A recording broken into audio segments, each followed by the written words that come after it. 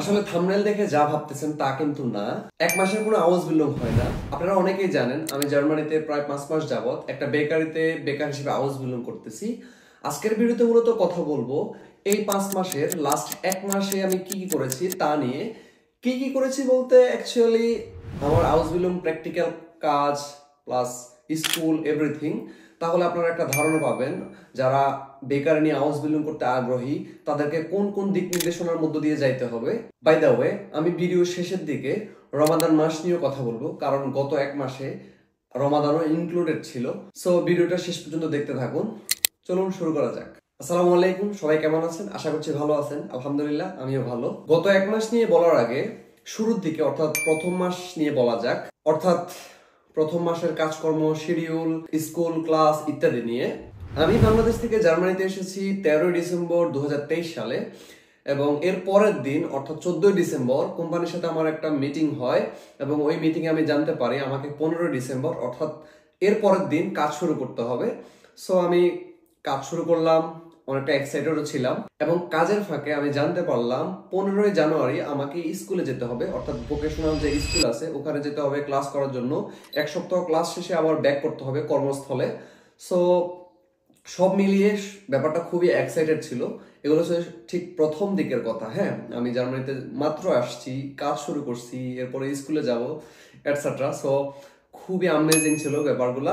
By the way, আউস belong এ আসলে কি হোস্টেলে থাকা আবশ্যক, অথবা আউস বিলং এর স্কুল সিস্টেম কিরকম, এই বিষয়ে যদি জানতে চান আমার এই ভিডিওটা দেখতে পারেন। সো এবার টপিকে ফিরে আসা যাক।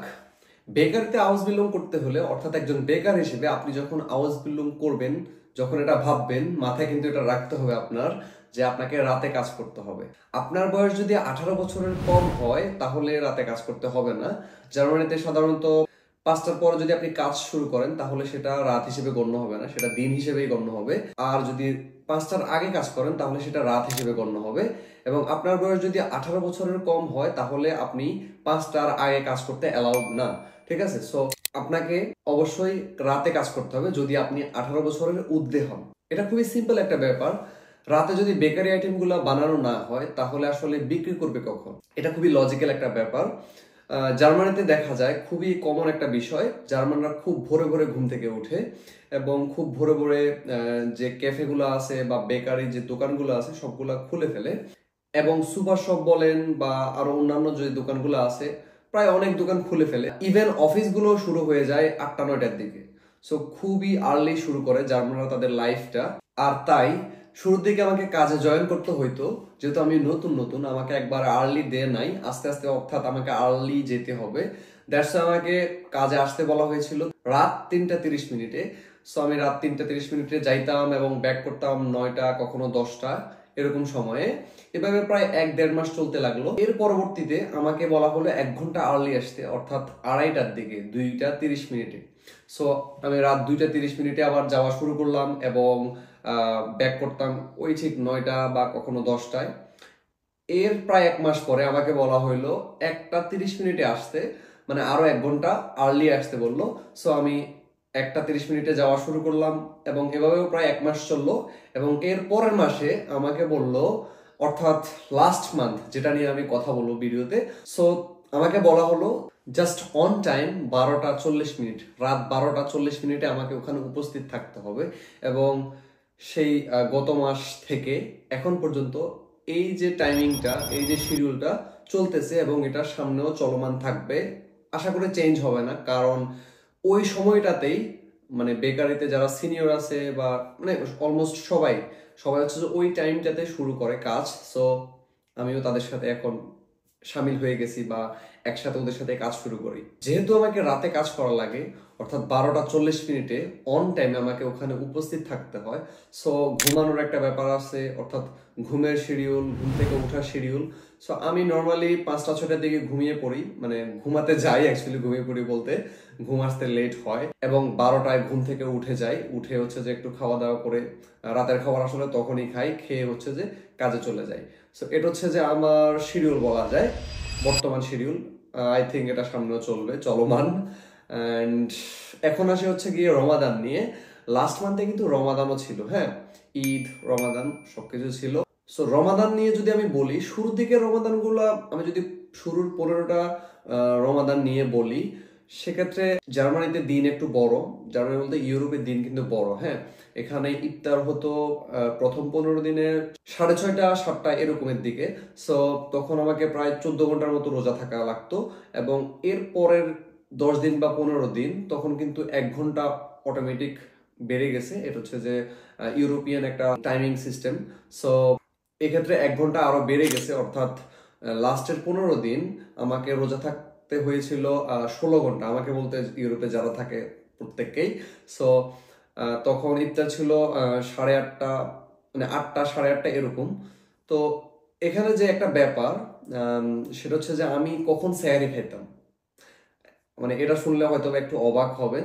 আমি অ্যাকচুয়ালি স্যারে খেতাম যখন আমি রাত 12টায় ঘুম থেকে উঠতাম, ঠিক তখনই। কারণ আমি যখন কাজ শুরু করি, মানে রাত 12টা 40 থেকে সকাল 6টা পর্যন্ত কাজের অনেক প্রেশার থাকে।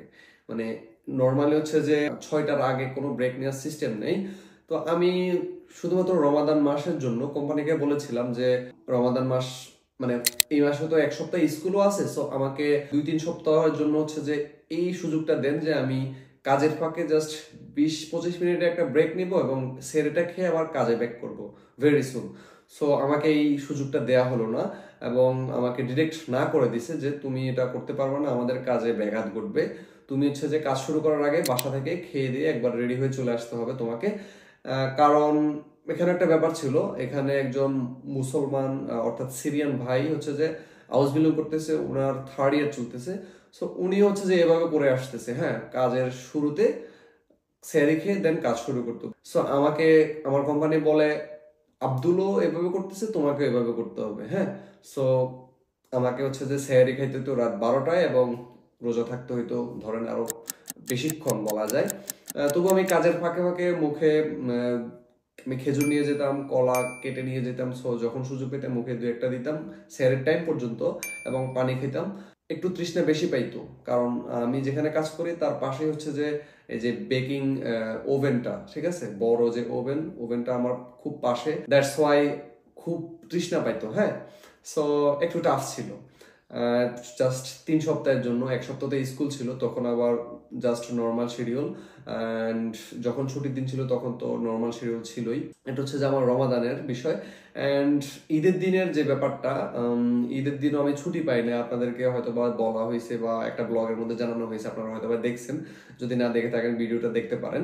সো সেখানে বলেছি ঈদ সম্পর্কে, আমার ঈদটা কেমন কাটছে, সো আপনারা দেখতে পারেন। এই হচ্ছে জার্মানিতে আমার 1 মাসের আউসবিল্ডিং, অর্থাৎ লাস্ট 1 মাসে আমার আউসবিল্ডিং কেমন কেটেছে, আমার শিডিউল, কাজকর্ম ইত্যাদি সম্পর্কে বলার চেষ্টা করছি, এবং রমাদান সম্পর্কে বলার চেষ্টা করছি।